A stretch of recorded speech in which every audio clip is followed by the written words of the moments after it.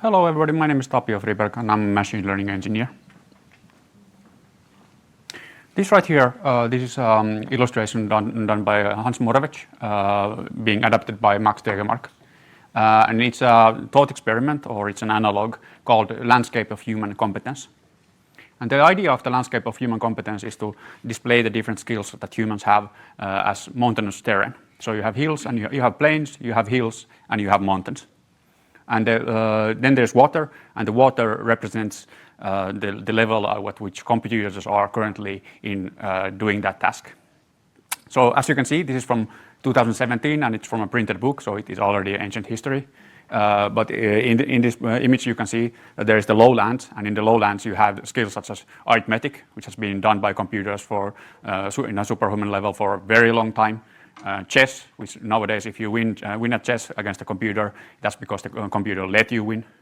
And then there are these things that are getting the water is rising, then the water is rising. There's, for example, Vinograd test, which is about language modeling and understanding language, and that is already being solved by the transformers a couple of years ago.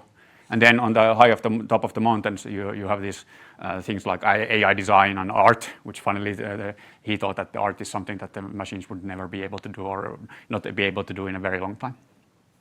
And the point of this thought experiment was to say that you might think that you are unique. You might think that you're standing on the top of a very large hill or a mountain. That might be true, but the water is rising. Sooner or later, the water will reach you, and you should think about what do you do then next. In his words, you should be thinking about building boats.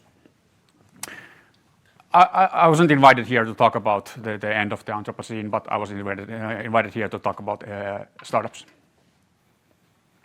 So this is the landscape of AI startups. Here, the water represents of things that computers can do very well right now, and at the same time, it represents things which might be economically quite hard to do for AI startups, meaning that the competition is quite brutal. Some of these markets are saturating, some of these markets are already saturated, and the water is rising.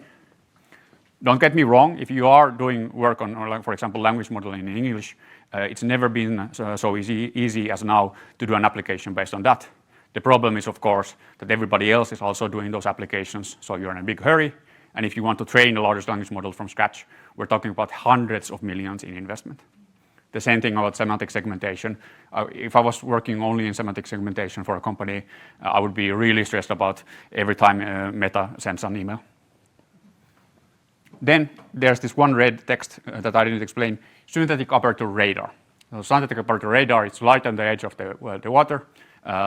It's the topic of this presentation. This is a presentation about what happens when you start feeling the water rising on your toes, what happens on a season of change, and how you could use HPC to navigate that season of change. We are Iceye. Iceye owns and operates the world's largest constellation of synthetic aperture radar satellites. To the date, we have launched over 30 times. We are a startup in the sense that we did start up. Nowadays, we have over 700 employees, quite a large amount of capital flowing too.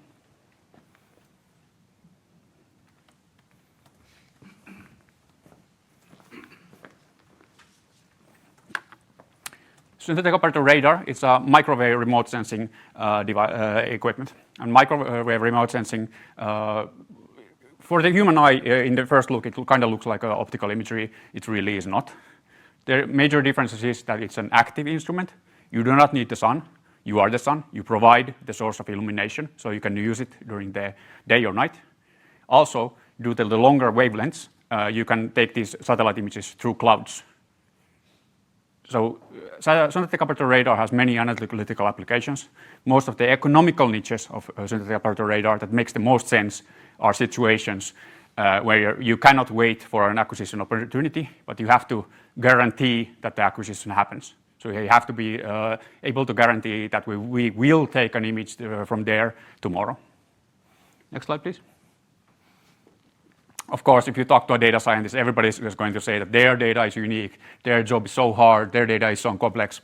I don't know. There are some things about synthetic aperture radar images. It's not the size of the data. Everybody nowadays has big data, so everybody is working with terabytes. or at least if you're still in the market, you have to have figured a way to work with terabytes. That's really not the issue.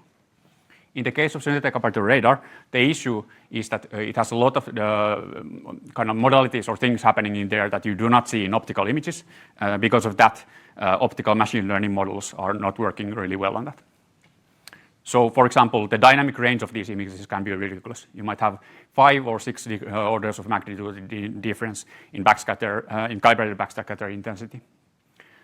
There is a phenomenon called speckle, which to your human eye looks like very much like noise, but it is not noise. It's just due to the long wavelength of the image. In practice, it means that the images are extremely high entropy, and in practice, it means that these images break most old-school image processing techniques. Finally, the backscatter responses as a function of imaging geometry. So imagine that if you change your head or you change your look angle just a couple of degrees, these images start looking completely different. And you imagine how hard it is for a machine learning model to understand. Next slide, please. So this is my day-to-day job. What I do in practice, or what we are doing right now, is we're training different kind of models. Previously, we did not even train on ImageNet. It was when I started doing this 5 years ago or something like that, we did experimentation and we noticed that training on ImageNet, it's not harmful, but in practice you're just doing catastrophic forgetting, so in practice you're just overwriting all of the weights over a very long time. So it was pointless. It was usually a waste of time. Nowadays that's not completely true. Nowadays, some of the optical models have understanding of things such as the topography of the images, which do generalize to SAR images somewhat, but still we need to train these models. We need to pre-train the models and we need to train the models. And this is the primary motivation what drove us to LUMI, is pre-training the models. The paper is a couple of years old, excellent, it changed the field in my opinion. It's self-supervised learning. It's a technique of pre-training models. So you create what's called a foundation model, which doesn't do anything useful by itself, but it is easy to upload on downstream tasks. In this case, how you do it is that you take the input image, you mask out approximately, usually depending approximately 75% of the input image, and then you ask the model to predict what the original non-masked input image was. This task is of course impossible, but at the same time it's interesting. Because in order for the model to create even approximate results from this task, it has to have a really good understanding of what's in the image. So it has to create an understanding of not only of colors and the ways things relate, but also an understanding of what is a dog, what is a bus, what is a clock. Next slide, please. And the motivation for this is that in practice we notice that these kind of models are much faster to train, and the results after training are much better. In short, they are much smarter. They have formed an understanding of the space of the images. And we cannot use these ones, but we have our own versions that we're training with thousands and thousands of satellite images that form understanding of what are inside the satellite images. Next slide, please. So this is what it looks like when you're after pre-training and you try to reconstruct on the SAR images. So you get fuzzy images, which are of course useless. You don't want these. These are useful for you. But what we do notice that in practice, the models that we fine-tune based on these, they are much better, and most importantly, they are much stabler. Next slide, please. So I don't know. If you're working in like doing LLMs, these numbers are probably cute to you, but these are not cute for us. So it was not that long ago that it was possible that you can have a single computer in your living room and then you're training on that single computer and then you create a really good model in the domain of vision and you are able to compete with that. That's not true anymore. If you're looking at these papers, all of these papers or most of these papers have been built on very large compute clusters by using a very large amount of data. Both of those require a large amount of money and time.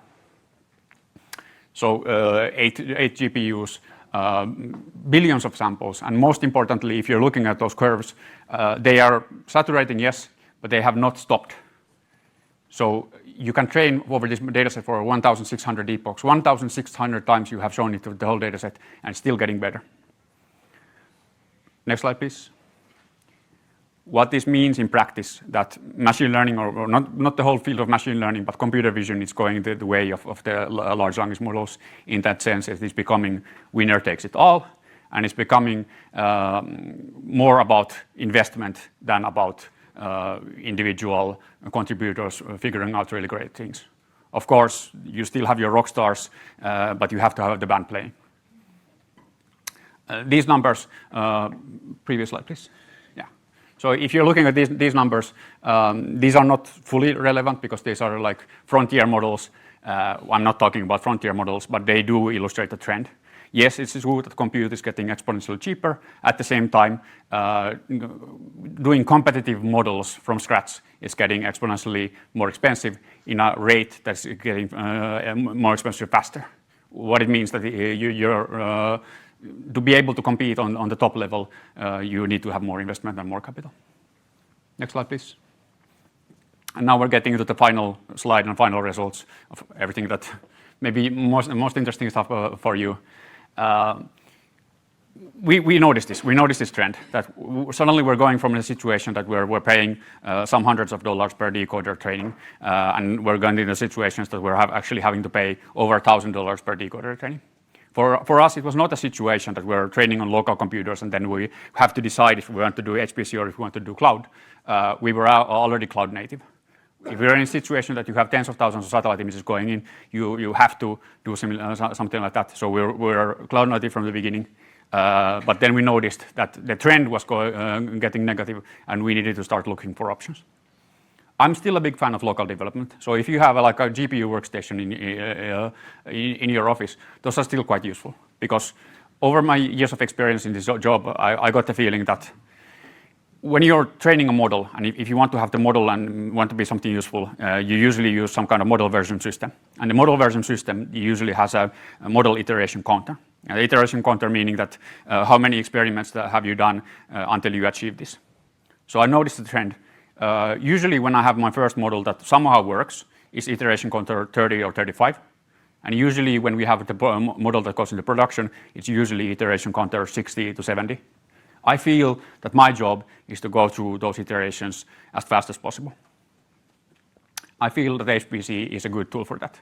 So we moved from the situation where we are doing local development into cloud scaling and inference. Now we're doing local development with LUMI scaling and cloud inference.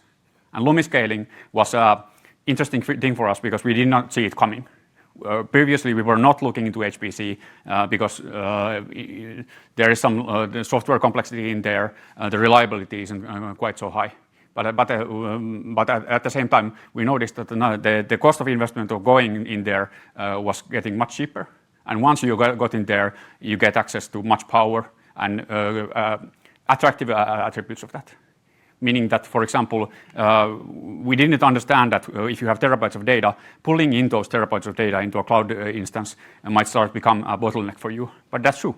You might be in a situation that you have 12 hours of downloading the data, and then after that you start your training.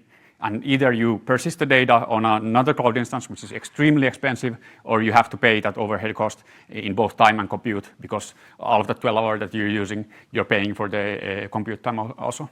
With large local storage, we noticed that we did not have the need to also. And finally, our story is not about endless scaling.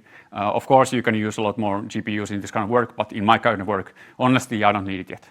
So in my kind of work, when I'm doing work with LUMI, usually I'm doing it on 1 or 2 nodes, large local storage. I'm trying to iterate fast, and then once you iterate fast, then you can train on, let's say, 16 GPUs. Thank you.